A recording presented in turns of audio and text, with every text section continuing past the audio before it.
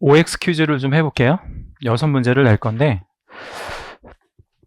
다 맞추시면 좋고 다 못 맞추더라도 이렇게 뭐 좌절하실 필요는 없습니다. OX 문제를 한번 좀 드릴 건데요. 참고로 용어 관련해서 OX 퀴즈가 되게 어려워요. 그러니까 이제 어렵다라는 건 먼저 말씀드립니다. 예, 쉽지는 않습니다. 제가 그 문제를 먼저 보여드리고 답을 여러분 이제 읽고 답하시면 돼요. O 아니면 X. 제가 한번 읽어드릴까요? 중개란 법정 중개 대상물에 대하여 거래 당사자 간의 매매, 교환, 임대차, 그 밖의 권리의 득실 변경에 관한 행위를 알선하는 것을 말한다 라고 했어요. 뭔가 이렇게 결정을 하셔야지. OX 문제인데 가만히 계시면 그게 왜 X? 아니죠? 중개라고 했잖아요. 용어가 중개. 응? X?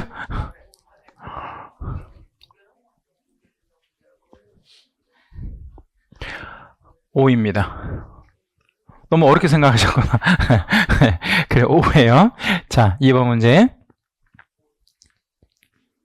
중개업이란 개설 등록을 하고 다른 사람의 의뢰에 의하여 일정한 보수를 받고 중개를 업으로 행하는 것을 말한다. X라고 생각하시는 분 안 계신가? 나는 X라고 생각한다. X가 맞아요. 자, 어디가 틀렸을까요? 응? 뭘 취득해? 여기 취득 없잖아. 업은 세 가지 요소만 있으면 되거든요. 그 3요소. 그 3요소가 뭐야? 의뢰, 보수, 업. 필요 없는 말이 들어갔죠. 등록을 하고. 등록을 안 해도 업이에요. 이 등록 안 하고 업을 하면 무등록 중개업이라 그래요. 그거를. 그쵸? 그러니까 업이 되기 위해서는 요 의뢰, 보수, 업. 요 세 가지 요소만 충족되면 됩니다. 자, 3번. 개업공인중개사란 이 법에 의하여 중개사무소 개설, 등록한 공인중개사를 말한다. 이건 조금 생각을 한번 해보시면 맞출 수 있는데.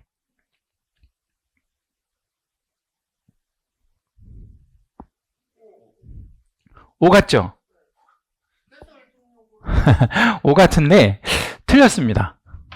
자, 어디가 틀렸냐면 개공에는 아까 전 시간 마지막에 개공의 종별이 여러 개 있다 그랬잖아요. 그러니까 뭐가 있어요? 일단 우리 공인중개사인 개공도 있지만 잘 먹을게요.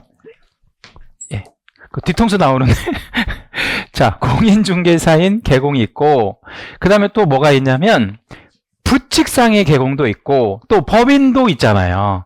그러니까 개공이라고 정의하면서 등록한 공인중개사를 말한다 이러면 정의가 아닌 거예요. 그러니까 얘도 개공은 맞지. 근데 얘는 무슨 개공이냐면 공인중개사인 개공인 거지. 그죠? 그러면 우리 개공의 정의 안에는 뭐한 자라고만 나와줘야 돼. 개설 등록한 자라고만 나와야 돼요. 이해되셨죠? 예. 소속 공인중개사란 개공에 소속된 공인중개사, 가로에 개업 공인중개사인 법인의 사원 또는 임원으로서 공인중개사인 자를 제외한다. 로서 중개업무를 수행하거나 개업 공인중개사의 중개업무를 보조하는 자를 말한다. X. 요게 36회 1번 문제로 나왔던 거. 요거 제외한다가 아니고 뭐라고 해야 돼? 포함한다. 여기를 얘를 포함시켜야 되죠. 사원 또는 임원도 자격 있으면 무조건 소공으로 봐야 돼요. 여기서 얘를 제외시키면 얘가 갈 데가 없잖아요. 요 얘기 좀 이따 제가 다시 한번 구체적으로 해드릴게요. 어떤 거? 어디요? 여기? 이것도 맞지. 그러니까 소공은 중개 업무를 수행하는 일도 하지만 개공의 중개 업무를 보조하는 일도 하는 거예요. 그러니까 보조한다라는 건 어떤 의미냐면 개공이 막 계약서 쓰다가 갑자기 오빠가 전화 받고 밖으로 나간 거야. 얘야, 나머지 네가 완성해. 이렇게 할 수 있다는 얘기죠. 그래서 중개업무 수행하거나 중개업무를 보조하는 두 가지 업무 다 가능해요. 다 좋은데 여기가 틀린 거예요. 여기만. 자, 5번. 중개보조원이란 개업공인중개사에 소속되어 중개될 상물에 대한 현장 안내, 일반 서무 등 개공의 중개 업무와 관련된 단순한 업무를 보조하는 자를 말한다. 이랬어요. 자, OX. O 같죠? 네, X입니다. X. 뭐가 틀렸을까요? 예? 아니요. 요건 맞아. 중개 업무와 관련한 단순한 업무는 맞아요. 그건 맞아. 일반 서무도 맞아요. 일반 서무, 현장 안내, 일반 서무. 이 일반 서무가 전화 받고 뭐 이런 거를 얘기하는 거예요. 맞는 표현이에요.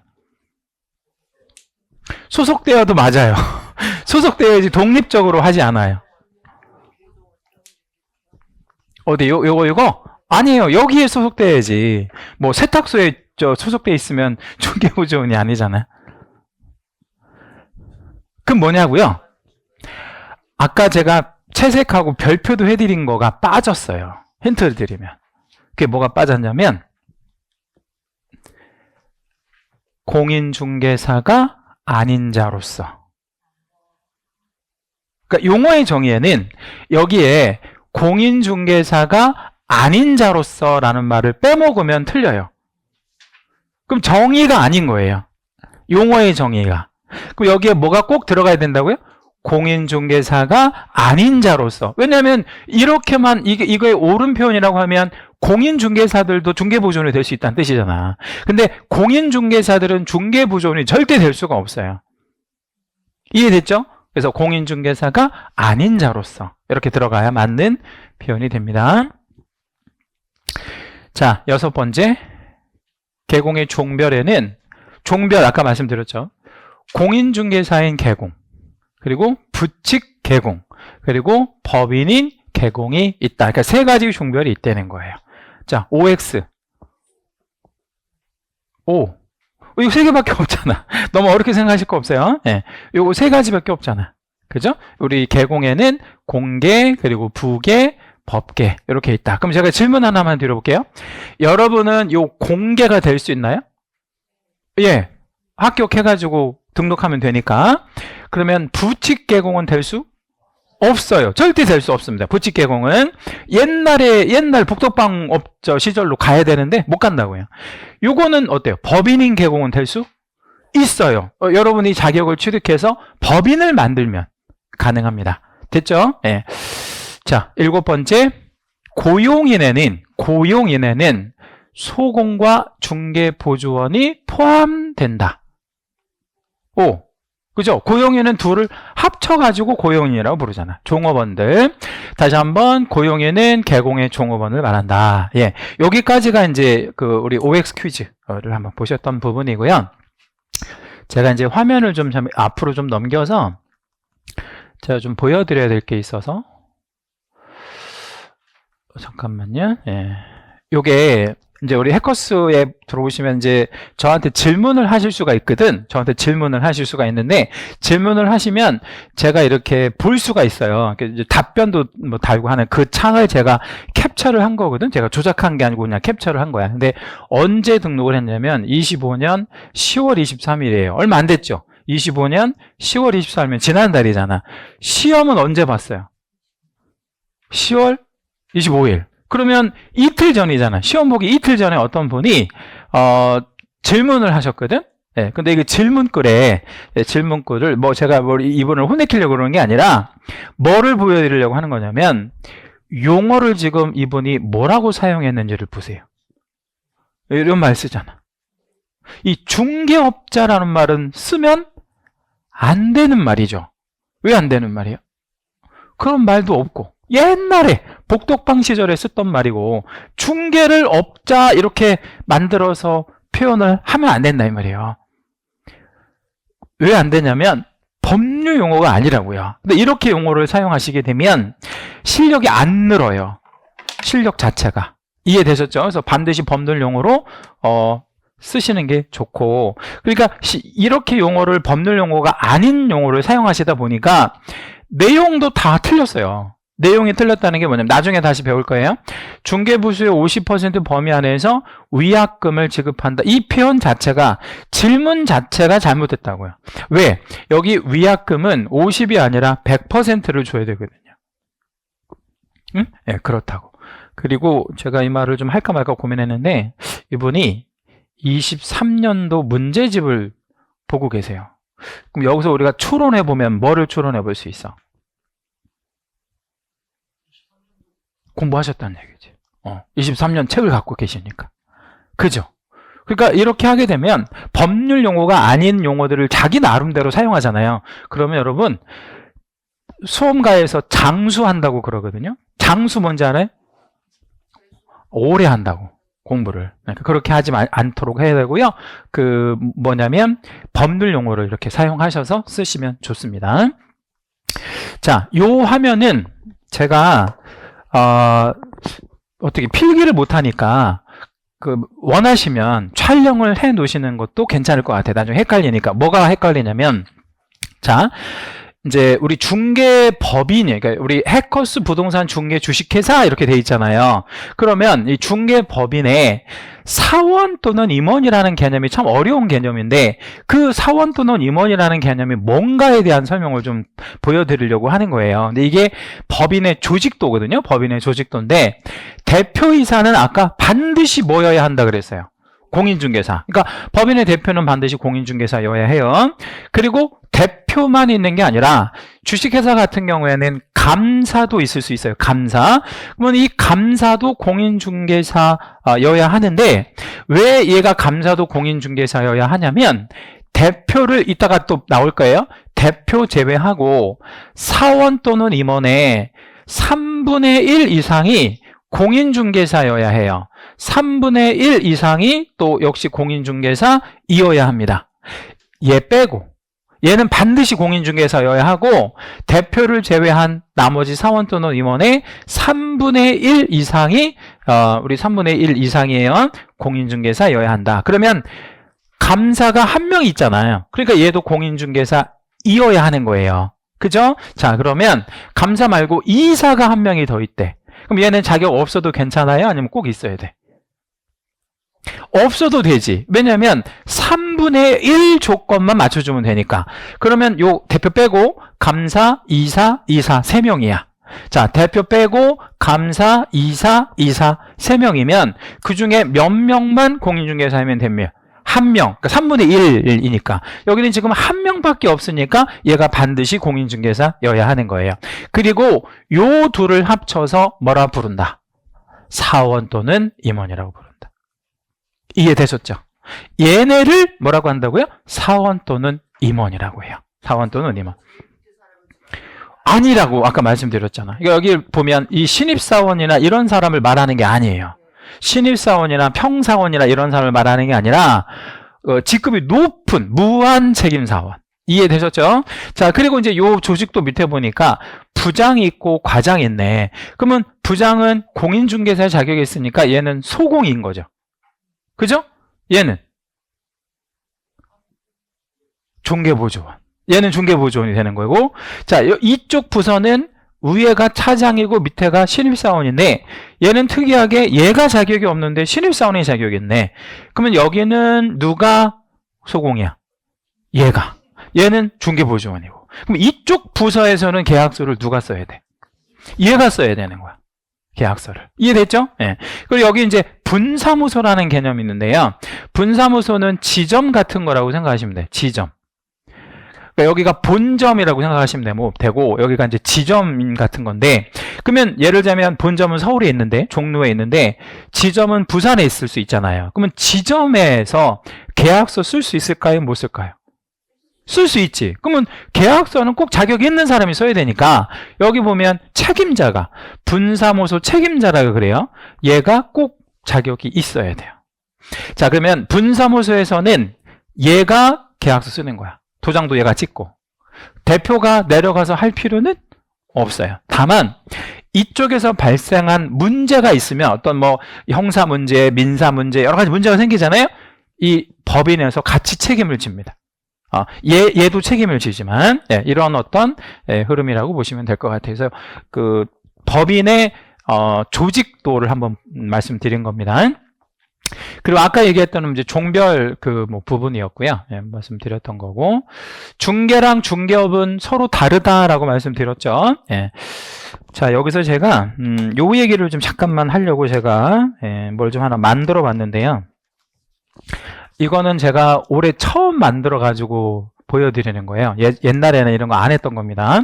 근데 여러분 약간 좀 초딩스러울 수도 있긴 한데, 예, 한번 좀 따라와 주시면 좋을 것 같아요. 다음 주에도 이거 또 할 건데.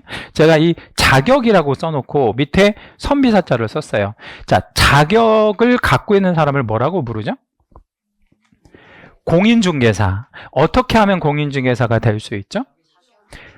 자격 취득을 어떻게 하면 할 수 있죠? 시험에 합격하면 됩니다. 자, 여기다가 이걸 붙일 수 있나요?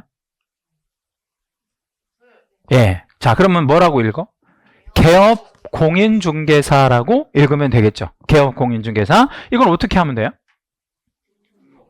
자격이 있는 사람이 등록하면 되지. 사무소를 두고자 하는 시군구에 가서 등록하면 됩니다. 근데 이 사람이 폐업을 하면 다시 어떻게 되죠? 이제 공인중개사는 남는 거잖아요. 그쵸? 그 다음에 자, 이번에는 이 얘기를 좀 잠깐 해볼게요. 이 말을 붙일 수 있나요? 예, 이 말을 붙이면 뭐가 돼요? 소속 공인중개사가 되는데 어떻게 되면 돼요? 취업하면 되는 거예요. 여기 나와 있는 대로 취업을 하면 되잖아. 근데 얘가 취업한 사무실에서 관두고 사직을 하면 어떻게 되지? 공인중개사는 남는 거지 뭐. 맞죠? 예. 그럼 이 상태에서 다시 등록을 하거나 다시 취업하거나 할 수 있겠죠? 자, 그럼 이번에는 제가 이걸 좀 내려놓고 요것만 될 수 있나요? 이걸 중개보조원이라고 하는 거야. 그냥 자격이 없는데 자격 없잖아. 근데 취업만 했어. 그럼 중개보조원이 되는 거죠. 이해되셨죠? 예. 자, 그럼 이제 중요한 말 한번 해볼게요. 자격이 있는 사람이 이걸 만들어. 법인을. 그러면 이게 뭐가 되는 거죠? 아니지. 그러니까 자격이 있는 사람이 법인을 만들어서 뭐가 되는 게 아니라 그냥 그러니까 개공이 되기 위한 전 단계만 되는 거죠. 여기다가 이거를 붙여야 되는 거야. 그러니까 자격, 법인, 등록. 이렇게 순서대로 자격을 먼저 취득하고 법인을 만들어. 누가? 대표가. 그리고 법인의 이름으로, 법인의 명의로 등록을 하는 거예요. 이렇게. 그쵸? 예. 자, 그러면 여기서 중요한 말. 법인을 해산할 수 있을까요? 법인을 해산. 할 수 있지. 그럼 법인을 해산해 볼게요. 얘만 빼버리는 거야. 그러면 이 두 개만 조합될 수 있냐? 안 돼. 왜냐하면 법인의 이름으로 등록을 했으니까 얘까지 같이 떨어지는 거야. 다시 한번 해볼게요. 자격 있는 대표가 법인을 만들었어요. 그리고 등록을 했단 말이야. 근데 법인을 해산을 시키면 이 두 개가 같이 떨어진다고. 그러면 대표만 자격이 여전히 남아있는 것 뿐인 거야. 그렇죠? 그래서 아주 중요한 말이에요. 법인이 해산하면 등록이 취소가 됩니다. 법인이 해산하면 등록이 취소가 돼요. 자, 그 다음에 요 얘기도 좀 잠깐만 해볼게요. 자격만 있고 등록을 했어요. 자격만 있고 등록을 했는데 사망한 거야. 누가 사망했냐면 이 공인중개사가 사망한 거예요. 그러면 이 등록은 어떻게 해? 남아있어? 아니면 이거 없어져야 돼? 취소됩니다. 사망하면 취소. 그러니까 두 가지 기억해야 돼요. 사망과 해산은 등록의 취소 사유입니다. 법인의 해산과 개인의 사망은 등록의 취소. 자, 아주 어려운 얘기 한번 해볼게요. 이것만 가지고 있는 사람이 있을 수 있어요. 부칙개공이지. 부칙개공은 뭐는 없는데 자격은 없는데 등록은 했잖아 또. 그쵸? 근데 이 양반이 안 죽었는데 이 양반이 나 폐업할래 라고 폐업 신고를 하잖아요. 그럼 어떻게 돼요?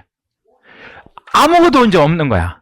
자격부터 아예 없으니까 애초부터. 그렇죠? 근데 이 양반이 다 이제 폐업을 하고 그래도 내가 중개업이 제일 괜찮은 것 같아 해서 다시 중개업 하려면 어떻게 해? 이제 시험부터 다시 봐야 되는 문제. 자, 이제 그리고 오늘 우리 하는 것 중에 제일 중요한 거 한번 해볼게요. 중개는 뭐 하는 거죠? 알선하는 거예요. 뭐를 알선하죠? 사람을 아니면 물건을 뭐를 알선해? 두 글자. 행위를 알선하는, 계약을 알선한다 그랬잖아요. 근데 여기다가 이 말을 붙이면 뭐가 되는 거예요? 중개업이 되는 거죠. 그러면 이 말이 되게 중요하잖아요. 그래서 오늘 배우는 것 중에 제일 중요한 게 이거야. 그러면 이 업이 되기 위해서는 세 가지 요소가 필요하다. 그 세 가지 요소가 뭐예요? 의뢰가 있어야 돼. 다른 사람의. 그리고 보수 꼭 받아야 되고요. 그리고 중개를 업으로 행하는 거. 이제 이건 100% 여러분 다 이해하신 겁니다. 네. 그 공인중개사가 돼갖고 있는데요. 네. 업을 하지 않는데도 그냥 알선할 수 있나요? 알선은 할 수 있지. 왜냐하면 공인중개사가 지금 질문의 요지가 이거예요. 자격은 갖고 있는데 이거를 할 수 있냐 이거야. 네? 사무실이 없어요. 사무실도 없고 인터넷으로 뭐 한다든가 그냥 아름아름. 자, 여러분이 한번 다 같이 한번 답변해 볼게요. 자격이 있는데 이거 할 거야. 중개. 업이 아니고 이거 할 수 있죠. 이거는 업이 아니잖아. 짭이 아니니까. 어쩌다 하는 거니까. 그러니까 이거 없어도 돼. 그냥 해도 돼. 이건 아무 상관이 없는 거야. 여기까지는 괜찮아. 근데 여기다가 이거를 붙이면 안 돼요. 이렇게 붙이면 안 돼. 자격을 갖고 중개업을 하면 안 돼. 왜 안 돼? 그러니까 이 업으로 하면 안 된다고. 의뢰, 보수, 업. 이 자격만 갖고는 개공이 아니니까. 그럼 이걸 하려면 뭐까지 있어야 돼? 이것까지 있어야지. 개업하고. 이렇게 할 수 있어요. 이렇게. 복잡한가? 예, 자, 다시 한번 해볼게요. 이렇게는 해도 괜찮아요. 이거는 안 말린다고. 중개는 하든 말든. 근데 업이 되려면 자격만 갖고 하면 안 돼. 이러면 3년 3천의 처벌을 받아요. 그럼 뭘 꼭 하고 해야 된다고? 등록하고 개공이 돼서 이걸 해야 돼요. 그쵸? 그러니까 우리가 제일 첫 번째 단계가 뭐냐면 자격을 취득하는 단계 지금 여러분 밟고 계시잖아. 근데 왜 이걸 하는 거냐면 등록하려고. 등록을 해야 업을 하니까. 그쵸? 난 한 번만 하고 말 거야. 그러면 이 자격 등록 아무것도 필요 없는 거죠. 한 번만 할 거야. 이건 누구나 해도 된다고. 한 번만 하는 거는 예, 그거 이해하시면 됩니다. 자, 이제 테마 4번에 보면 이제 중개대상물이 있는데요. 이 중개대상물은 요 그림을 좀 먼저 이해 한번 해볼게요.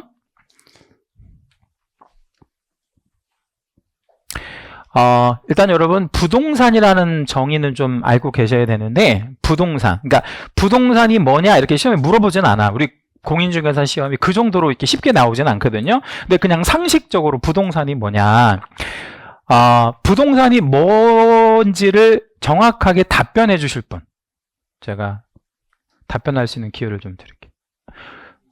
움직이지 않는 동산, 그렇게 답변하시면 안 돼. 그렇게 답변하실까봐 제가 이제 유도한 건데, 그렇게 하시면 안 돼. 그러면 얘는 움직이지 않는 거고, 얘는 움직이는 거고, 여기 동산은. 하여튼 그런 의미도 있긴 한데, 법률적으로 그렇게 정의하면 안 돼요. 좋아. 토지라는 말이 꼭 나와줘야 돼. 그러니까 안 움직이는 거지. 땅이니까. 자, 토지와 그 정착물을 부동산이라고 해요. 토지와 그 정착물을 부동산이라고 해요. 그러면 부동산은 토지, 일단 땅이 일단 부동산이잖아요. 근데 그 정착물이, 여러분 봐요. 토지 위에 있는 정착물이 건물만 있는 게 아니잖아요. 그죠? 토지 위에 정착물이 건물 말고 뭐가 있어요? 또 나무도 있고, 또 뭐 우리 육교도 있고, 뭐 많잖아요. 그런 거 있잖아. 그지? 그러한 토지 위에 있는 정착물들을 우리가 부동산이라고 하는데, 그 모든 부동산을 다 중개대상물이라고 하지 않아요. 왜 그러지 않냐면, 여기다 한번 적어 봅시다. 제가 좀 이해를 좀 도모하기 위해서 색깔을 좀 빨간색으로 할 거니까 오해는 하지 마세요. 여기다가 청와대를 하나 좀 적어 봐 볼게요. 청와대는요, 푸른 기와 지붕이라는 뜻이거든요. 그런데 집이잖아, 집. 청와대가. 그죠? 근데 여러분, 청와대는 부동산이에요, 부동산 아니에요? 자, 다시. 부동산은 뭐라고 했어요? 토지와 그 정착물이라고 했고, 청와대는 뭐예요? 푸른 기와 지붕을 갖춘 집이잖아요. 집이라고 집. 그러면 청와대는 부동산이에요? 부동산 아니에요? 부동산이에요. 그 형아 앞에는 경복궁 있잖아. 경복궁도 부동산이에요? 부동산 아니에요? 부동산이에요. 근데 청와대나 경복궁은 중개대상물이라고 안 해요. 왜? 청와대 사적거래 안 되거든. 사적거래가 안 된다는 게 무슨 얘기냐면요. 사고 팔고 안 한다는 얘기예요. 그 다음에 규정이 있어야 되는데 청와대가 중개대상물이 된다는 규정이 없잖아. 그죠? 그리고 청와대는 뭐라 그럴까요? 그 행정재산이라고 해서 국가가 행정 용도로 지금 사용하고 있는 거잖아요. 지금 우리 청와대에 수리하고 있대요. 왜 수리하고 있을까요? 청와대가. 대통령 다시 들어가신다고 그랬잖아. 그러니까 청와대는 그 대통령 집무실이잖아요. 그러니까 용산에는 대통령실 없애버리고 이제 청와대로 들어갈 거잖아. 그러니까 행정재산이라서 사적거래도 안 되고 규정도 없고, 그 다음에 가장 중요한 우리 중개가, 그러니까 알선도 안 되는 거야. 왜? 이거 자체가 사고 팔고 할 수 있는 부동산이 아니니까. 그쵸? 자, 그럼 질문. 이 그림 보고 답변하시면 돼. 부동산이 넓은 개념, 중개대상물이 넓은 개념. 그렇지. 부동산이 넓은 개념이라는 거야. 부동산이. 근데 그 부동산 중에서 일부가 중개대상물이 된다. 이렇게 기억하시면 됩니다. 자, 그러면 우리 여기 규정이 있어야 된다라고 했는데, 그러니까 여기 청와대는 중개대상물이 결국에 그러면 된다는 거예요? 안 된다는 거예요? 안 된다는 거지. 중개하면 안 된단 말이에요. 예? 청와대 중개하다가 잡혀갑니다. 이거 하면 안 돼. 예. 이거는 규정도 없고 사적거래 자체가 아예 안 되잖아요. 자, 그러면 이제 우리가 요 세 가지 요건만 좀 가지고 한번 볼게요. 우리 이제 인문과정이라서 이런 내용들은 다 생략을 하고 용어만 잘 이해하시면 돼. 일단 토지를 중개할 수 있어요. 토지. 예. 토지라는 거를 우리가 중개할 수 있습니다. 땅. 예. 그럼 여러분 토지인가 아닌가 한번 좀 답변해 주실 건데, 여러분의 대답은 토지, 비토지 둘 중에 하나만 답변하셔야 돼. 토지, 비토지만 답변하셔야 돼. 다른 말 쓰시면 안 돼요. 자, 이 건물이 깔고 있는 부지, 토지. 자, 이 건물에서부터 여러분 집에 돌아가실 때 가는 도로, 토지죠. 도로, 토지예요. 토지 맞습니다. 청계천.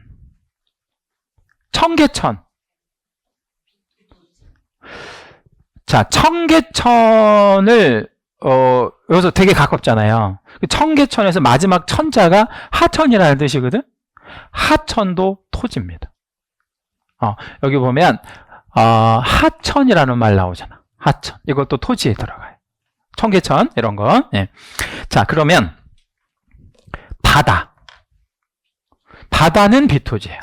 그래서 유일하게 토지의 반대말은 바다예요.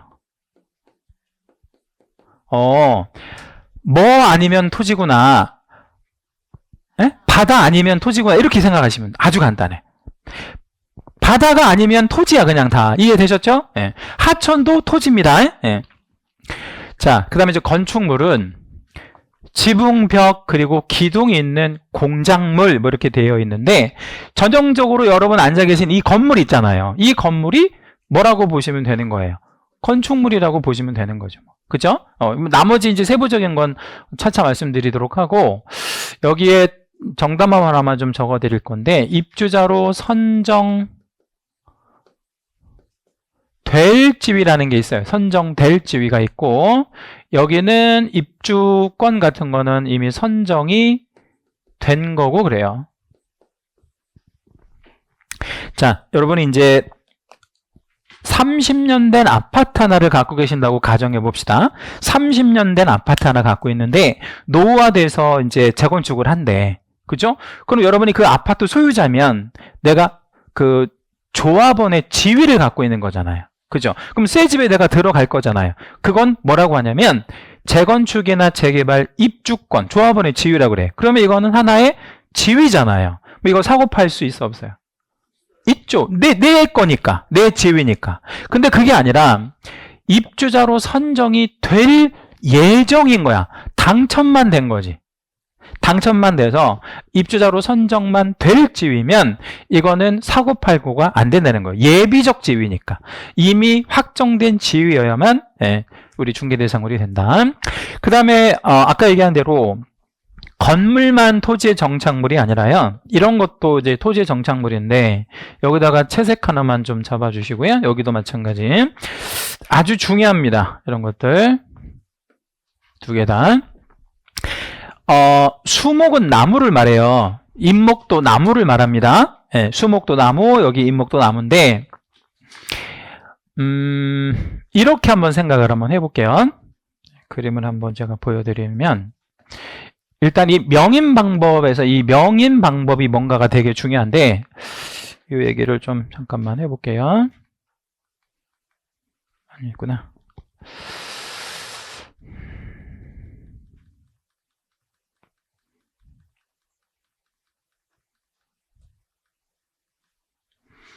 자, 요 안내 표지 있잖아요. 안내, 이 편말. 이 편말이 없다고 생각 먼저 해볼게요. 이 편말이 없고, 여기 뒤에 그 나무가 좀 있잖아요. 나무, 이 수목. 이 수목은 누구 건가 한번 답변해 주실래요?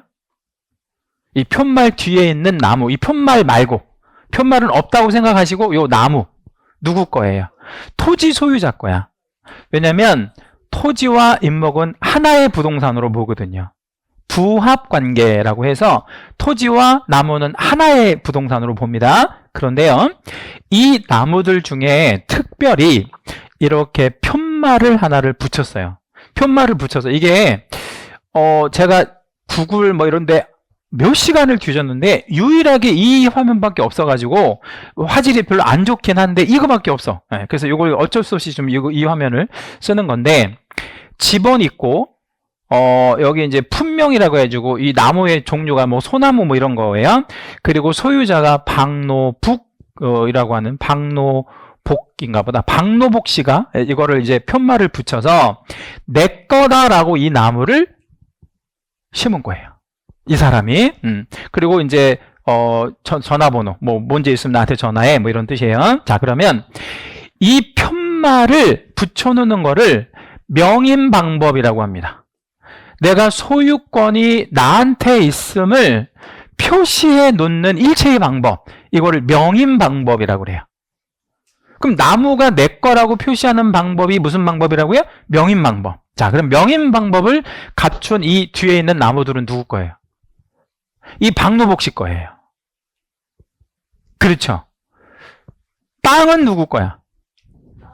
땅 주인은 별도로 있고, 그러면 토지와 명인 방법을 갖춘 수목이 분리된다라는 거예요. 마치 토지와 건물을 별개의 부동산으로 취급하는 것처럼. 그러면 이것도 부동산인가요? 이 나무가? 예. 이것도 부동산으로 보시면 돼. 그래서 명인 방법을 갖춘 수목의 집단은 부동산이에요. 중개할 수 있어요. 자, 공인중개사 자격을 취득하시잖아요. 나무 중개할 수 있어요. 중개 가능합니다. 나무 중에 여러분 소나무 굉장히 비쌉니다. 소나무 한 그루당 몇 천만 원씩 하고요. 비싼 나무는 몇 억까지도 갑니다. 그리고 가령 10억짜리 소나무 하나 중개해주면 여러분 얼마 받을 것 같아요? 10억짜리를 소나무 하나를 중개해주고 양타라고 하는데 양쪽에서 받으면 최고로 얼마 받을 것 같아요? 아, 1억은 너무 많이 받는 거 아니야? 거의 도둑놈 아니야? 1,800만 원. 그러니까 양쪽에 900만 원씩. 굉장히 많이 받죠. 그래서 0.9%까지 받을 수 있어요. 여러분 나무 중개할 수 있으니까 열심히 공부하시라고요. 나무가 거래가 의외로 많이 됩니다. 특히 소나무 같은 거. 사람들이 단독주택이라 뭐 하나 산다 그러면, 짓는다 그러면 나무 심어서 이렇게 조경수를 하잖아. 또는 뭐 아파트 같은 거 조성할 때 나무 사다가 조경수를 심잖아요. 그 나무 거래가 굉장히 활발해요. 자, 그리고 요거는 이제 뭐냐면 임목이라는 애가 있는데, 임목은 여기 보시면 임목이라고 써 있고 등기라는 말이 있잖아요. 그 얘기는 무슨 얘기냐면 이 명인 방법만 가지고는 소유권을 표시하는 게 불안정하니까. 이게 불안정하다는 게 무슨 얘기냐면요. 자, 이거 누구 거라 그랬지? 이 나무가? 박노복 씨 거라 그랬잖아요. 그런데 여기다가 지워가지고 김노복이라고 한번 써볼게요. 그럼 누구 거야? 근데 이거 누가 이랬냐면 김노복이가 와서 이렇게 쓴 거예요. 예를 들자면 불안정하다고 소유권을 표시하는 방법 중에. 그래서 이런 거를 조금 더 확실하게 소유권을 표시하기 위해서 뭐를 한 거를 말하는 거예요. 등기해. 나무도 등기할 수 있어요. 등기해 놓은 나무를 임목이라고 그래요. 이해되셨죠? 예. 자, 그러면 이제 다시 돌아오셔서 명임 방법을 갖춘 20개 집단은 토지로부터 독립적인 별개의 부동산이라서 중개대상물이 되고, 그리고 임목도 중개대상물이 됩니다. 자, 그 다음에 여기 공장재단, 광업재단 뭐 이런 말들이 있는데, 이 공장재단, 광업재단은 이런 그 맥락이에요. 이거는 제가 아주 오래전에 포항제철, 지금은 이제 포스코라고 하잖아요. 옛날에 이제 제가 갔을 때 20년 전에 포항제철, 포항에 가서 이제 제가 이걸 찍어온 건데, 포항제철을 이거 찍어온 거예요. 요즘 이제 포스코. 예, 그러면 포스코가 그 몇 년 전에 어떤 외국 그 기업에서 그 기업 평가를 한 뭐 이런 자료에 보니까 그때만 해도 포스코가 굉장히 큰 회사였고 세계적인 기업이었어요. 지금은 많이 좀 이렇게 외양이 좀 줄어들긴 했는데, 그때만 해도 한 150조 정도, 우리나라 돈으로 150 정도 어마어마한 기업이거든요. 그러면 이제 생각을 해봐요. 자, 이 사진에 나와 있는 이 회사가 포항제철입니다. 예, 포항제철인데, 예, 포스코라고 할게요. 예, 포스코인데, 포스코가 한 150조 정도 평가가 되어지는 기업이라고 이제 생각을 해봐요. 그러면 포스코가 가지고 있는 여러 가지 재산 중에 무엇이 가장 돈 되는 걸까요? 이런 거 뭐 이거 다 고철 같은 건데 이거 다 떼봐야 몇 억도 안 될 것 같은데. 어? 기술력 좋아요. 아주 좋은 합의. 기술력. 근데 기술력을 특허권, 포철이 갖고 있는 특허가 되게 많아요. 그 포스코만 생산할 수 있는 특수 강판이 되게 많대요. 특허권. 그리고 또 사실 이런 거는 크게 돈이 되는 게 아니에요. 이런 건 돈 안 된다니까. 예. 뭐 이거 고철도 뭐가 되겠어. 포철이 갖고 있는 뭐가 또 있겠어요. 토지도 있겠고, 광활한 토지, 그죠? 뭐 건축물, 공장 같은 거, 뭐 이런 거 있겠고, 그 다음에 뭐, 기계, 장비, 설비. 제가 포스코 견학을 가가지고 깜짝 놀랐던 게 뭐냐면, 제가 이제 포스코 이제 이렇게 버스를 타고, 포스코 기념관에서 버스를 타고 안으로 들어가거든요. 네, 들어갔더니, 포스코 안에 기차가 들어오더라고. 진짜로. 기차가 들어와, 공장 안에. 그러면 기차 레일이 깔려 있어요. 그것도 하나의 재산이에요, 재산 아니에요? 그것도 엄청난 재산이지. 공장 안으로 기차 레일이 막 깔려 있으니까. 그런 거를 전부 합쳐서 하나의 기업의 가치가 형성이 되는 거잖아. 이걸 다 모아놓은 거를 네 글자로 뭐라고 부르냐면 공장재단이라 그래요. 공장재단. 그러면 이걸 딱 누가 보더라도 그냥 공장 이렇게 얘기하기 쉽잖아요. 공장이라고 하면 안 되고 공장재단이다. 그래서 이걸 하나의 물건으로, 한 개의 물건으로 등기해 놓은 거, 이거를 공장재단이라고 합니다. 우리나라에는 공장재단이 많이 있을까요? 많이 없을까요? 많이 있죠. 뭐 현대자동차, 삼성전자, 뭐 LG전자 다 공장재단이에요. 근데 이렇게 재단 등기를 하면 뭐가 좋으냐면 기업의 가치가 극대화돼서, 기업의 가치를 극대화시켜서 뭐 받기가 굉장히 좋을까요? 기업의 가치가 극대화되면 뭐를 받기가 좋아? 대출 땡기기가 좋잖아. 그러려고 만든 게 공장재단이다. 이렇게 생각하시면 되겠고요. 자, 공장재단은 등기를 하나의 부동산으로 본다, 이제 하나의 물건으로 보니까, 그래서 거래할 때도 일체로 해야 되는데, 공장 하나만 따로 떼서 임대차를 할 수도 있고요. 이때는 동의를 얻어야 돼. 여기 한번 적어주세요. 저당권자. 그러니까 공장재단, 광업재단은 결국에 대출을 받으려고 이렇게 등기하는 거기 때문에 저당권자가, 즉 은행이 공장만 따로 떼서 임대차 하는 거 괜찮아 라고 동의하면 그때는 공장 하나만 떼서 임대차 하는 거 가능한데, 이 동의가 없으면 무조건 일체로 하나로 거래를 해야 되는, 사고 팔고 하는 거는.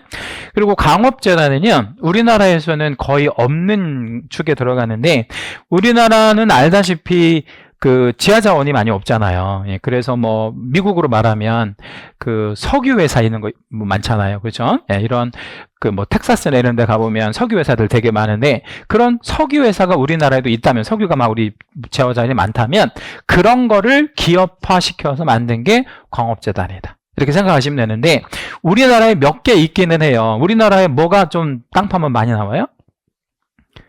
석탄. 그래서 강원도에 뭐 강원 탄자 같은 거. 그다음에 우리나라에 또 여러분 그 잘 아시다시피 시멘트 생산이 또 많이 돼요.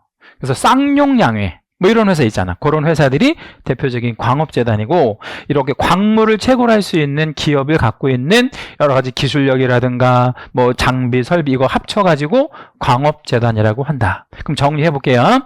중개대상물은 이렇게 6개가 있습니다. 토지, 건축물, 그 밖에 정착물, 임목, 공장재단, 광업재단, 이렇게 6개를 중개대상물이라고 한다.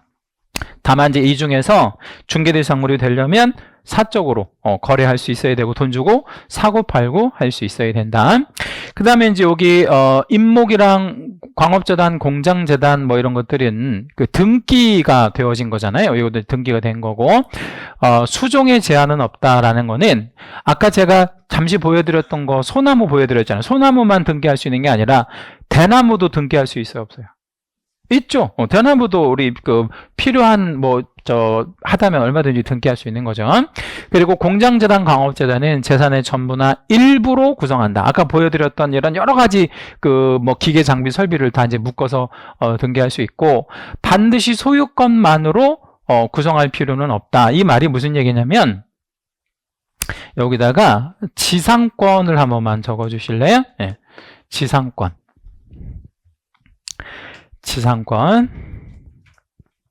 지상권은 이제 우리 민법에서 배울 건데, 지자가 무슨 지자겠어요? 땅 지자고, 상자는 윗상자, 땅 위의 권리 뭐 이런 뜻이거든요. 근데 이거 우리 그림을 좀 다시 한번 드리면, 포스코를 제가 이제 견학을 갈 때 버스를 타고 투어를 몇 시간을 했냐면 2시간을 했어요. 공장 투어를 2시간. 토지가 어마어마하게 광활해요. 그래서 제가 가이드한테 물어봤습니다. 이 땅이 전부 포스코 건가요? 라고 물어봤거든, 가이드한테. 그랬더니 뭐라고 했을 것 같아요, 그 가이드가? 아니에요. 이거 다 우리 기업 아니에요. 대부분은 누구 거래? 국가 거래.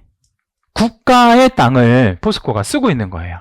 그러니까 국가가 200년짜리 지상권을 준 거야. 누구한테? 포스코. 지료는 땅 사용료는 비싸게, 싸게. 굉장히 싸게. 왜냐면 그때만 해도 60년대만 하더라도 기업이 하나도 없을 때였잖아. 그러니까 기업을 좀 만들기 위해서 그래서 그런 어떤 특혜를 준 거죠. 지금도 아마 그렇게 지상권을 갖고 있는 거예요. 그러면 여기서 보면 토지는 소유권도 하나의 재산권이지만 지상권 같은 것도 하나의 재산권으로 볼 수 있다는 거지. 땅을 사용할 수 있는 권리니까. 그래서 여기 다시 보면 꼭 소유권만으로 묶을 필요는 없다는 거예요. 그럼 지상권 같은 것도 묶을 수 있다. 그리고 임목, 광업재단, 공장재단은 소유권과 저당권의 목적이 되는데, 여기 저당권의 목적이 된다에다가 채색을 하나 좀 잡아주시고요. 항상 여러분 공부를 그렇게 하시면 돼. 저당권은 담보 잡힌다 이런 뜻이고, 담보를 왜 잡냐? 대출 받으려고. 이렇게 생각하시면 아주 간단해요. 그래서 원인 채권이 반드시 존재합니다. 그럼 다시 한번, 임목, 공장재단, 광업재단은 뭐를 잡으려고요? 저당을 잡으려고. 그 말은 돌려 말하면 무슨 뜻이야? 대출 받으려고 등기한 거예요. 그럼 그냥은 대출이 안 나가거나 조금밖에 안 나가는 거예요. 공장만 담보로 잡히면. 그래서 이거를 묶어가지고 등기 친 거. 라고 생각하시면 됩니다. 그럼 이제 임목은 이제 원부라는 게 있고요. 여기 이제 공시가 이루어지고 표제부 갑구 이런 말들은 나중에 공시법 시간에 자세히 배울 겁니다. 공시법 시간에. 그리고 등기부 우리 표제부라고 하는 곳이 있는데 표제부 예, 임목의 등기 번호를 기재해 준다. 자, 이 말이 무슨 얘기인지를 제가 잠깐 설명을 좀 드려볼게요. 이 말이 조금 어려운 말이라서. 자, 여기다가 요거를 하나 좀 써볼게요. 사례라고 제가 썼습니다. 자, 요렇게 산이 있고요. 나무가 있습니다. 나무, 이건 나무입니다. 이 나무 누구 거? 땅 주인 거. 이거는. 예. 근데 여기다가 아까 얘기했던 명인 방법을 붙이면, 명인 방법을 설치하면 누구 거? 그 명인 방법 갖춘 사람 거. 자, 이 나무에다가 등기를 하면 어떻게 되죠? 등기한 사람 거가 되는 거죠. 그죠? 근데 문제는 뭐냐면, 이 나무가 명인 방법이 됐는지는 어떻게 알 수 있어? 아니, 명인 방법. 가봐야지. 명인 방법을 했는지는 가보면 알 수 있고. 자, 두 번째. 얘가 임목인지 아닌지는 어떻게 알 수 있어요? 등기부를 껴봐야 되잖아요. 그쵸? 이거는 모른다고 그냥은 등기부를 껴봐야 되잖아. 근데 등기부를 껴보려면 번호를 알아야 되거든, 번호. 근데 번호를 모르잖아. 우리가 한 번도 안 떼봤으니까. 그래서 요 임목인지 여부를 제일 먼저 확인하는 방법이 뭐가 있냐면 1번. 땅이 있잖아요. 토지. 토지 등기부를 먼저 떼요. 토지 등기부를 먼저 발급을 받아요. 그러면 이 토지 등기부 맨 앞에 표지에 있는 데가 표제부라 그래요. 맨 앞에를 표제부라 그래. 맨 앞장을. 표제부에 보면 임목에 등기 번호가 이렇게 공시되어 있다라는 거죠. 그러면 이 나무가 임목인지 아닌지 확실히 알으려면 토지 등기부만 떼봐도 알 수 있잖아요. 번호가 딱 뜨니까. 그죠? 근데 토지랑 임목은 별개의 부동산이니까 임목의 소유자를 알고 싶을 수도 있잖아요. 그죠? 그러면 이제 뭐를 띄냐면 이 번호를 토대로 해서 임목 등기부를 띄면 되는 거죠. 임목 등기부를 발급받으면 됩니다. 그죠? 그러면 임목 소유자 같은 거를 확인할 수 있고요. 수종이랑 뭐 수량이랑 수령이랑 이런 것도 다 확인할 수 있어요. 자, 맨 앞에가 수종이 무슨 말이에요? 수종. 나무의 종류, 뭐 소나무냐 대나무냐 이런 거. 수량은 몇 그루 뭐 이런 거. 그다음에 수령이 뭘까요? 수령. 나이. 그러니까 나무가 5년생 나무냐 50년생 나무냐 뭐 이런 수령까지 확인할 수 있는 게 임목 등기부다. 자, 그러면 우리가 지상의 나무가 임목인지 아닌지는 요 두 가지 단계를 거쳐야만 확인할 수 있다. 그래서 여기 표제부에다가 번호를 공시해 준다. 그리고 이제 공장재단, 광업재단은 표제부 갑구 을구 형태로 이제 구성이 되는데, 을구는 저당권이 오는 자리입니다. 여기다가 이렇게 한번 해줄게요. 저당권은 을구로 들어가요. 을구. 이 저당권은 을구. 그래서 을구는 소유권 이외의 담보물권 같은 것들을 우리 기입하는 장소가 을구라고 얘기해요. 나중에 여러분 등기 시간에 이거는 자세히 첫 주에 이거는 아마 배우실 겁니다. 그리고 아까 제가 포스코 같은 경우가 꼭 소유권만으로 등기할 필요는 없다라고 말씀드렸죠. 그러면 등기가 있는 것은 이 지상권 같은 것도 등기가 되는 거거든요. 등기가 있는 것은 해당 부동산 등기부 상당구 뭐 내지는 해당구 해도 괜찮은데 상당구 사항란에 공장재단, 광업재단에 속했다는 취지가 기재된다. 여기서 상당구 내지는 해당구가 무슨 뜻이냐면, 자, 포스코가 가지고 있는 토지가 포스코 거예요. 소유권이에요. 그러면 등기부 무슨 구에 이게 표시가 되냐면 갑구. 그 다음에 공작자산에 들어가는 권리가 지상권이에요. 그러면 을구에 들어간다 이런 뜻이에요. 그래서 잠깐만. 예. 여기서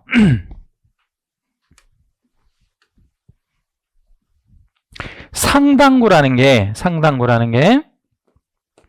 갑구 아니면 을구를 말합니다. 자, 이 말이 조금 어려울게 느껴질 수 있어. 아직 우리 공시법을 안 배워서요. 자, 제가 이렇게 한번 말씀드려볼게요. 예, 이걸 이제 등기부라고 생각해봐요. 우리 저 A4 이렇게 가로로 등기부가 보여지잖아요. 맨 앞장이 표제부가 있어. 표제부. 맨 앞장. 그럼 표제부에는 뭘 적냐면 이 부동산의 표시를 적어주는 게 표제부야. 한 장을 넘기면 뭐가 나올까요? 갑구는 이 부동산이 누구 건지를 보여주는 거야. 누구 건지를. 그리고 한 장 또 넘기면 뭐가 나올까요? 을구가 나오네. 순서대로. 표제부, 갑구, 을구. 근데 이 을구에다가는 뭐를 표시해 주냐면 이 부동산이 담보 잡힌 게 뭐가 있는지를 보여주는 거예요. 이거를 을구라고 해요. 제한물권 같은 것도 여기 들어와요. 그러면 자, 소유권은 여기서 소유권이 들어갈 수 있다 그러잖아요. 소유권은 상당구가 무슨 구가 되는 거예요? 갑구. 그 다음에 지상권 같은 제한물권이라고 하는데 이런 제한물권은 뭐에 들어가요? 을구에 들어갑니다. 예, 그래서 이런 것들이 상당구, 상난, 그러니까 갑구나 을구에 표시가 된다. 예. 좀 어려운가요? 뭐 어려우시면 이거 그냥 몰라도 괜찮아. 자, 몰라도 괜찮고 우리 여기 요것만 좀 기억할게요. 이거 다시 한번. 토지의 반대말이 뭐라고요? 바다. 그리고 건축물은 지붕, 벽, 기둥 있는 공작물 인위적으로. 그리고 나무도 중개할 수 있는데 명인 방법을 갖춘 수목의 집단 중개할 수 있고 등기된 수목도 중개할 수 있는데 임목이라고 이해하고 공장재단, 광업재단 이런 것들을 우리가 합쳐가지고 중개 대상물이구나 라고 정의를 합니다. 예. 자, 중개 대상물 보셨고 중개할 수 있는데 아까 그 분양권 얘기 잠깐 드렸잖아요. 분양권. 그러니까 이 분양권은 제가 조금 약간 어려운 개념이라서 일부러 말씀 안 드렸던 거고요. 분양권은 이제 이런 개념이에요. 분양권은 집을 짓고 있는 단계의 권리. 집을 짓고 있는 단계의 권리. 근데 다 젖으면 이제 아파트가 되고 짓기 전에는 분양받은 지위가 되잖아요. 이것도 서구팔고 할 수가 있어요. 그래서 이 건축물이 꼭 현존하는 것만 중개하는 건 아니에요. 앞으로 지어질 건물도 중개할 수 있구나 라고 정리해 주시면 되겠고요. 자, 오늘은 요것까지만 잠깐 말씀드리고 수업을 좀 마치도록 할게요. 여기 요 페이지 한번 좀 펴봐 주실래요? 다음 페이지. 권리별 중개 가능 여부.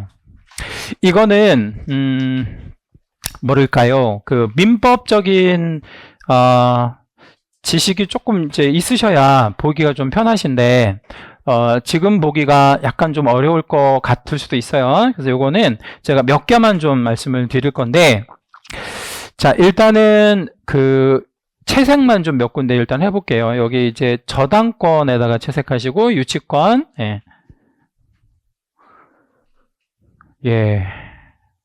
예, 사실 요거 두 가지 정도만 이해하셔도 되는데 소유권까지, 소유권은 기본이니까 예, 요거 세 개만 좀 설명드리고 마치도록 하겠습니다.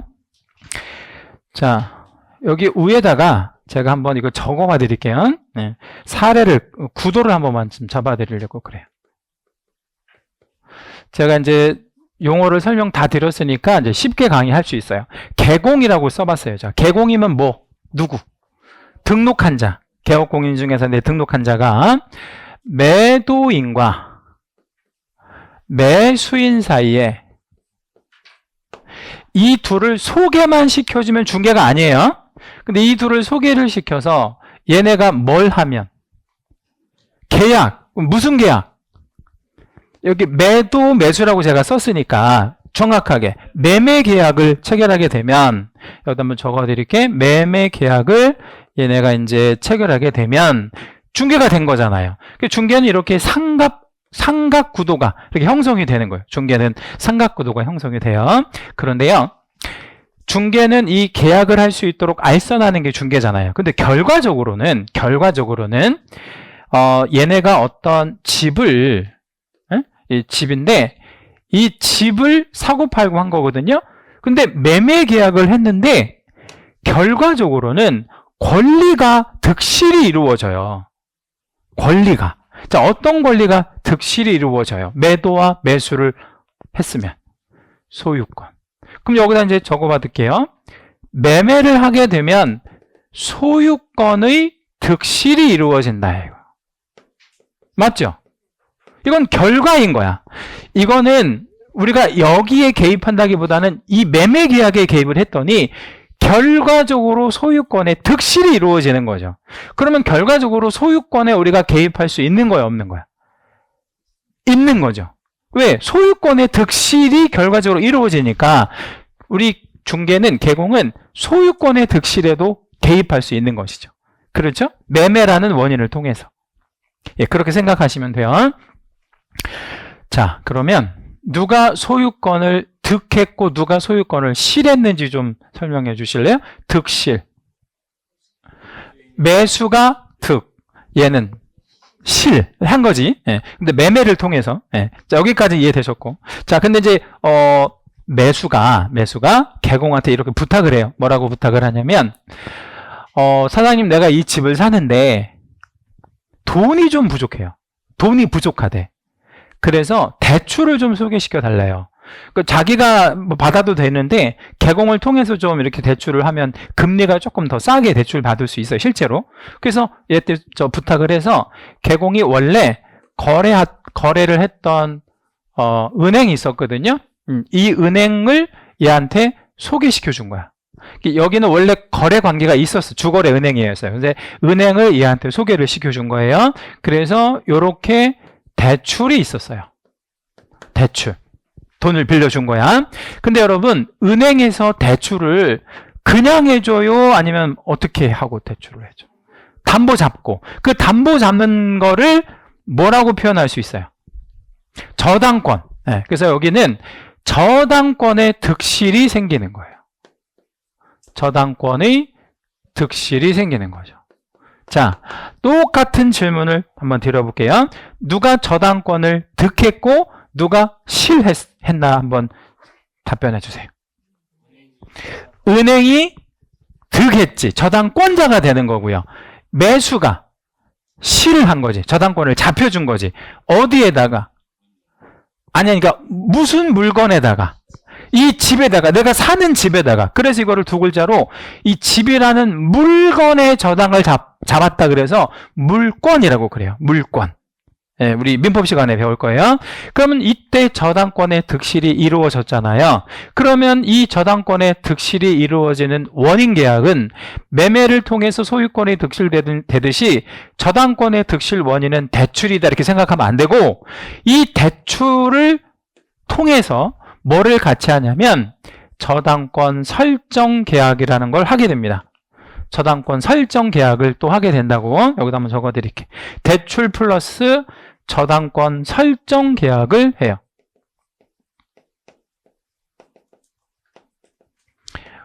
결론적으로 이 저당권 설정 계약을 통해서 저당권이 득실이 이루어지는 거예요. 그러니까 우리는 이 계약이라고 하는 원인 행위를 통해서 권리의 득실을 효력으로 발생시키게 되는 거죠. 자, 그러면 질문. 이것도 중개다, 이거는 중개가 아니다. 이거. 중개지. 이것도 중개듯이. 이것도 중개잖아요. 이것도 중개라는 거예요. 왜? 권리의 득실이 결과적으로 나타났으니까. 그러면 저당권도 득실 변경 전 과정에 개입할 수 있는 거죠. 자, 제일 중요한 질문. 이 개공은 몇 건의 보수를 받을 수 있을까요? 이것만 맞추시면 오늘 수업 여러분 100% 소화하신 거야. 두 건은 아니겠지. 아니니까 3건 아닙니다. 1건 아닙니다. 홀수로 답변하시면 안 돼. 왜? 계약은 항상 상대방이 있어야 되는 거니까. 네 건의 중개를 한 거예요. 네 건의 중개 보수를 받을 수 있습니다. 자, 어떻게 네 건이냐면 얘한테 소유권 실, 얘한테 소유권 득, 은행은 저당권 득, 얘는 저당권 실. 그래서 득실 변경 과정이 총 4건이 있고 4건의 중개 행위를 한 거예요. 그럼 실제로 4건 다 받냐? 다 받아요. 다 받습니다. 예. 근데 이제 요거 제가 이제 강의하면 많은 분들이 또 다 질문하신다고. 실제 실무에서는 안 받는데요? 안 받는다 그런다고, 실무에서. 근데 안 받는 게 아니고 이 사람한테는 그냥 서비스로 해주는 거야. 우리가.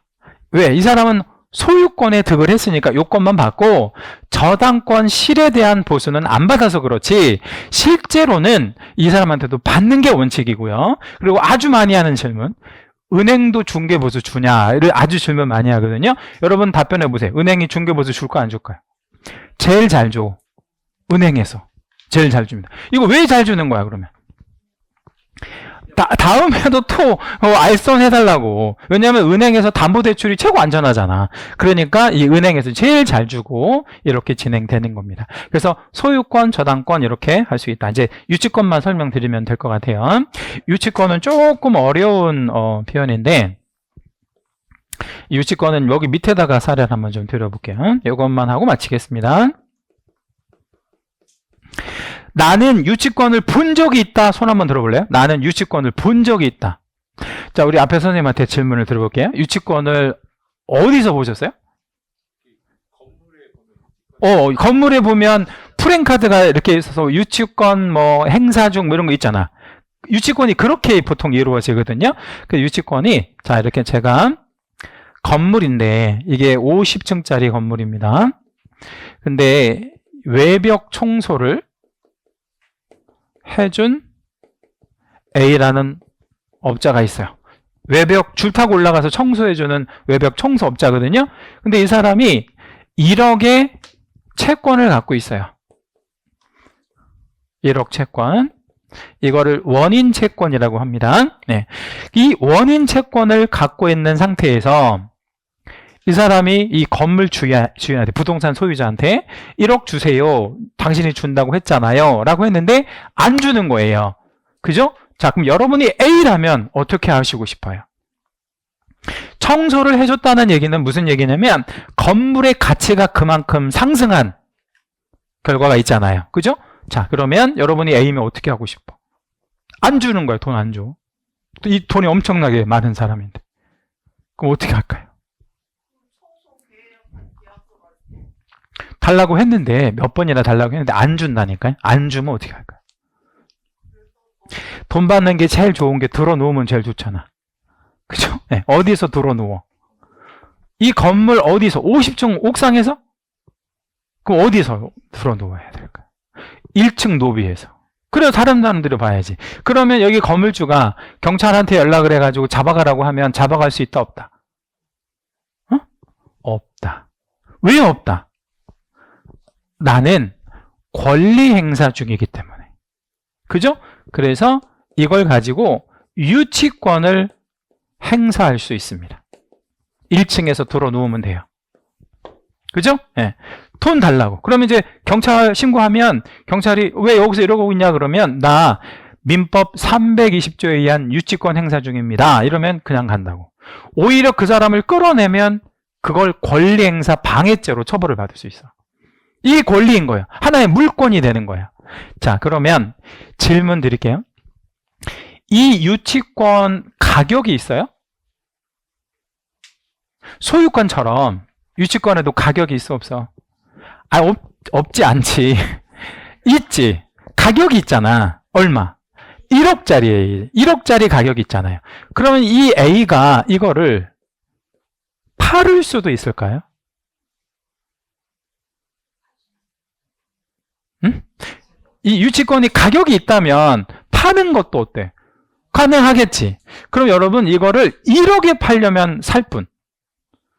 안 하겠지. 내가 미쳤어? 1억짜리를 왜 1억에 사? 그러면 한 7천만 원에 이걸 양도하면 어때요? 7천에 양도하면 팔만하고 살만하지. 이 과정에 중개할 수 있다라는 거예요. 그러니까 유치권을 사고 팔고 하는 과정에 개입할 수 있다. 그럼 이거는 뭐예요? 유치권 양도 양수 계약이 되는 거죠. 양도 계약이라고 한번 여기다 적어볼까요? 맞아? 네. 양도 계약에 중개가 개입할 수 있습니다. 그죠? 네. 자, 그런데 제가 무슨 말씀을 안 드렸냐면 유치권이 처음에 만들어지는 과정에 대한 설명을 안 드렸잖아요. 근데 그 과정이 뭐였냐면 민법 320조라고 하는 법률의 규정에 의해서 유치권이 만들어지거든요. 그 과정에는 개입할 수가 없어. 다시 한번 말씀드려볼게요. A가 이 건물을 청소하고 돈을 못 받는 과정까지는 우리가 중개할 수가 없는 거예요. 다시 A가 이 건물을 청소하고 돈을 못 받는 과정까지는 우리가 개입할 수가 없잖아. 건물주한테 돈 주지 말라고 할 수도 없는 거고 A한테 너 가서 청소하라고 우리 설득할 수도 없는 거고 우리 영역이 아니란 말이야. 근데 거기까지는 개입할 여지가 없는데 이미 만들어진 유치권을 팔고 사고 하는 과정에는 개입할 수 있다. 예. 그래서 이제 여기 박스에 보면 득실, 그러니까 최초에 성립하는 과정에는 안 된다고 돼 있잖아요.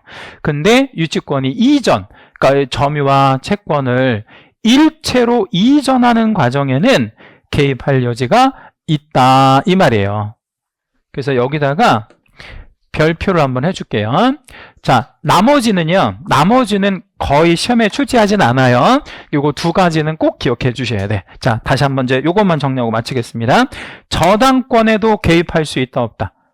있다. 우리 대출 같은 거 알선할 수 있잖아요.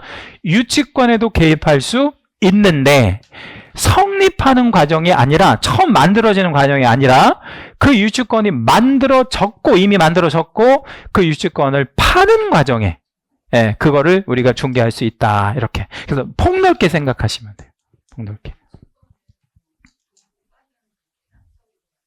그거 다 넘겨줘야지. 원인계약서랑 점유랑.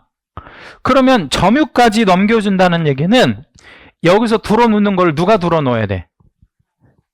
그 A는 들어있으면 안 되지. 그럼 이거 산 사람이 들어놓 있어야지. 그럼 여기서 이 질문 하셨으니까 얘기 드리는 거예요. 이걸 샀어. 누군가가 B가 샀어요. B가 샀는데 B가 여기 들어놓여 있으면 건물주는 누구한테 돈을 얼마를 줘야 돼? B한테 얼마? 1억을 줘야 되는 거야. 왜 1억을 줘야 돼?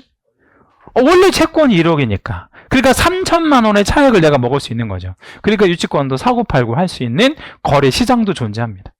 네, 그런 거를 우리가 중개할 수도 있는 것이죠. 자, 오늘은 여기까지 할게요. 네, 오늘 이제 용어랑 뭐 이런 거 조금 어려운 개념들이라서 여기까지 하고요. 다음 주부터는 되게 쉬운 내용들로 이제 구성이 될 거고요. 학원에 여러분 빠지지 않도록 하시고 학원에 좀 잘 나오시면 합격하시는데 정말 많은 도움이 되실 겁니다. 여러분, 자 다음 주에 뵙겠습니다. 수고하셨습니다.